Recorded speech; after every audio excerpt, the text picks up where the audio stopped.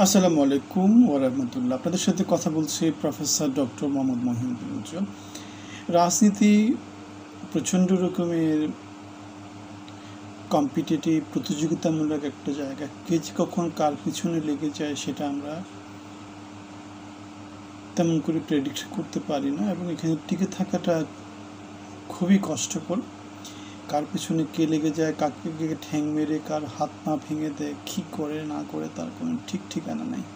এই কথাটা কেন বলছি এখন হঠাৎ করে? কারণ আমরা দেখেছি প্রবাসী সাংবাদিক ইলিয়াস হুসাইন, তিনি আমাদের যে তারেক আছে না, তারেক জনতা পার্টির মনে হয় রাজনীতি করে, সে তারেকের পিছনে লেগেছে এবং তাদেরকে সে বলা শুরু করেছে বিকাশ পার্টি বিদেশিদের কাছ থেকে নানা রকমের চাঁদা দাদা নেয় এবং এটার উপর বেস করে তাদের অফিস চলে, তারা চলে। এবং তারেক আবার কি করেছে, তারেক আবার ইলিয়াস হোসেনের এই যে নানান অভিযোগ, সে অভিযোগগুলোর জবাব দিয়েছে। সেই জবাব দিতে গিয়ে সে আবার সংবাদ সম্মেলন করেছে, তার নানা রকম ভিডিও আমাদের ফেসবুক, ইউটিউব নানা জায়গাতে পাওয়া যাচ্ছে।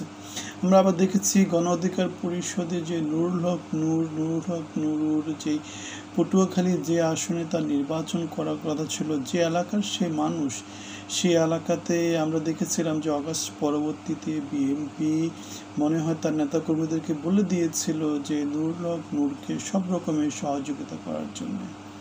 কিন্তু গত 2 দিন আগে আমরা দেখেছি পেপার পত্রিকার মাধ্যমে নিউজ এসেছে যে ওই এলাকার বিএনপির খুব প্রভাবশালী একজন নেতা মামুন, সে অস্ত্রশস্ত্র লোকজন নিয়ে নানাভাবে নুরুল হক নুরুকে এলাকায় নানা রকম গ্যাঞ্জাম দিচ্ছে এবং তাকে এলাকা থেকে মোটামুটি অবরুদ্ধ করে রেখেছিল। সে অবস্থায় সেনাবাহিনী, পুলিশ প্রশাসন নানা দিক থেকে নুরু সাপোর্ট নিয়ে মোটামুটিভাবে এলাকা ছাড়ার জন্যে সেনাবাহিনীর পক্ষ থেকে তাকে অনুরোধ করা হয়েছিল এবং সেটা নিয়ে নুরুর নানা রকমের অভিযোগ ছিল যে আমরা নেতা রাজনীতি করি, আমরা গত সরকারের সময় অনেক রকমের ত্যাগ স্বীকার করেছি, এখন আমাদেরকে যদি আপনারা নিরাপত্তা দিতে না পারেন তাহলে বাংলাদেশ চলবে কিভাবে, বাংলাদেশের সমাজ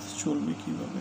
তাহলে আমরা যে কথাটা বললাম যে রাজনীতির চোরাবালিতে যে তারেকের কথা বললাম, তারেক আবার এদিকে নুরুল হক নূরের কথা বললাম, এদিকে আবার আমাদের 5ই অগাস্টের সময় যে শেখ হাসিনা 17 বছরের যে ফ্যাসিজম, 17 বছরের যে একচ্ছত্র যে শাসন, পুলিশ প্রশাসন, লোকজন, নেতাকর্মী সব কিছু নিয়ে দুর্দান্ত প্রতাপে যারা শাসন করেছে, তাদেরকে আবার ল্যাং মেরে ছাত্র সমাজ কী করেছে, সমাজ থেকে বিতাড়িত করেছে। আবার আমরা দেখেছি 2007-08 লগি বৈঠার সময় বিএনপি সরকারকে যেভাবে বাংলাদেশের রাজনীতি থেকে মোটামুটি একটু যেটাকে বলে আর কি পিছনে ফেলে দেওয়া হয়েছে। আমরা দেখেছিলাম সেই বিএনপি আবার কি করেছে, এখন আবার নতুন করে রাজনীতিতে প্রভাব বিস্তার করছে।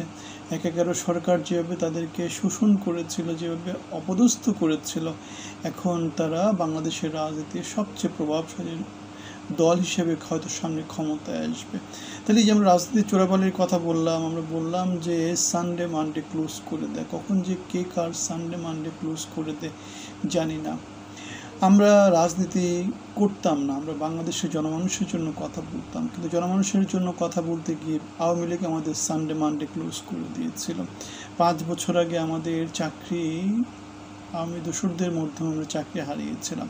তারপরে থেকে আমরা যেটা করেছি সেটা হচ্ছে বাংলাদেশের রাজনীতি নিয়ে কথা বলেছি, বাংলাদেশের জনমানুষ নিয়ে কথা বলেছি।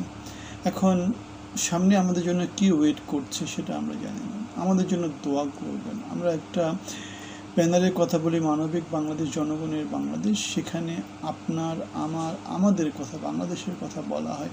আপনাদের সবার জন্য অনেক অনেক শুভকামনা থাকলো। আমাদের ফেসবুক পেজ এবং ইউটিউব চ্যানেল, আমাদের যে ভিডিওগুলো যেগুলো আপনাদের জন্য করি, সেগুলোতে আপনারা লাইক, কমেন্ট, শেয়ার করে, সাবস্ক্রাইব করে আমাদেরকে উৎসাহ দিতে পারেন। আপনাদের জন্য অনেক অনেক শুভকামনা, আমাদের জন্য দোয়া করবেন। ভালো থাকবেন।